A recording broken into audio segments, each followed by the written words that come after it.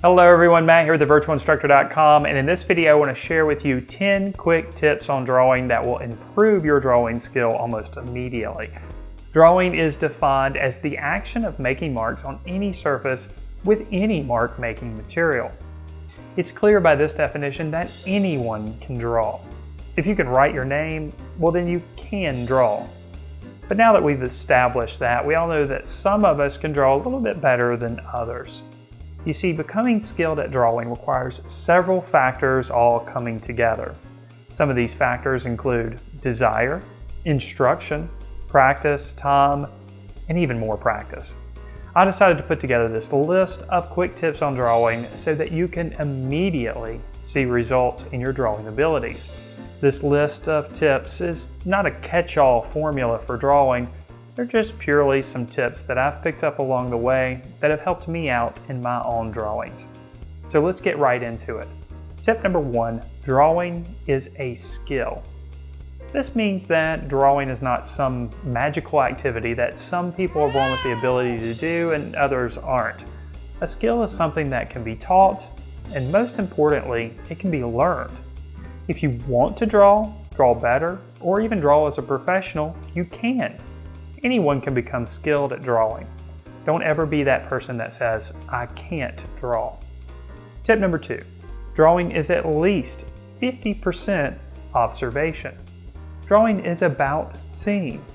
Have you ever taken a photo of something without pointing a camera at it? Of course you haven't. Yet so many people think that they can draw well without looking at an object.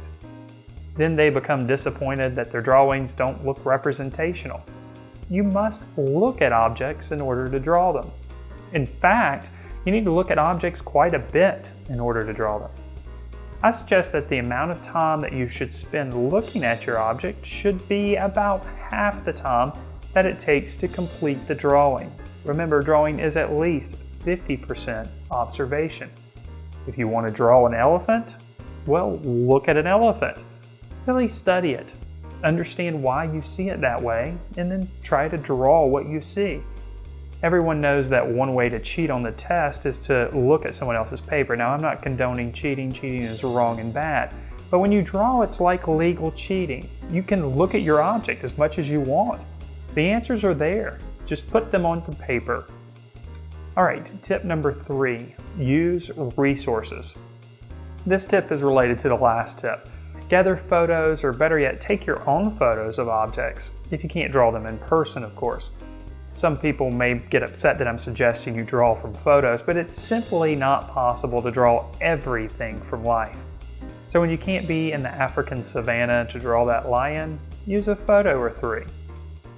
All right, moving on now, let's take a look at tip number 4.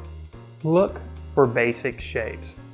Everything in the world can be simplified into basic, simple shapes.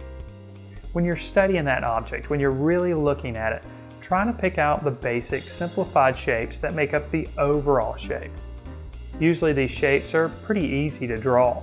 Draw the shapes first and then concentrate on the contours or the outlines. This tip will not only help you in your accuracy, but it will also increase your speed as well. Tip number 5. Good drawings have a full range of value. Value is the darkness or lightness of a color. So value is all about light. We can't see without light, therefore we see things because of value. It's not about color, although color is important too. Make a value scale and then use it. Make sure that your drawing has a full range of value. In other words, check with your value scale and make sure all of the values have been used in your drawing. You can define the light source through your use of value as well. Tip number 6, use line quality. Line quality is the thickness or thinness of a line. If your drawing is a line drawing, then you need to consider line quality. Draw your lines thicker in some areas and thinner in other areas. This will add interest to your drawing as well as variety. Tip number 7, stay consistent with your style. Make sure that you start and finish your drawings with the same style. If you start your drawing loose and gestural, keep it that way. If your drawing begins tight and precise, finish it that way. Make sure the drawing looks like the same artist drew everything on the drawing surface. This will ensure that your drawing is unified and harmonious. Tip number 8, know your medium. Make sure that you understand the correct way to use the medium that you're using for your drawing. It's of course fun to experiment, but knowing and understanding your limitations with the medium goes a long way in being successful in your drawings. Tip number 9, loosen up a little. Drawing doesn't have to be stiff. In fact, it probably shouldn't be. For example, when you're trying to define the contour of an object, draw several light lines instead of one precise line. You have a better chance of finding the right line when you draw several of them. Just like you have a better chance of winning the lottery if you buy several lottery tickets. Of course, that's not scientifically accurate, but I think you get what I'm trying to say. Also, try holding the pencil differently than you normally would hold it when you write.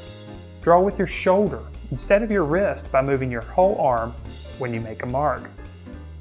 Tip number 10, practice, practice, practice, and then practice some more. This is perhaps the best tip that I'm giving to you. You must practice. This is true of developing any skill.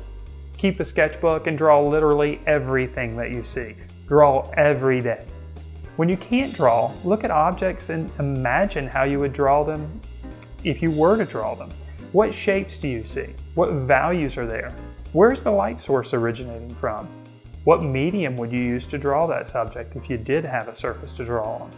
Drawing can take place between your ears if you can't make it take place on a piece of paper.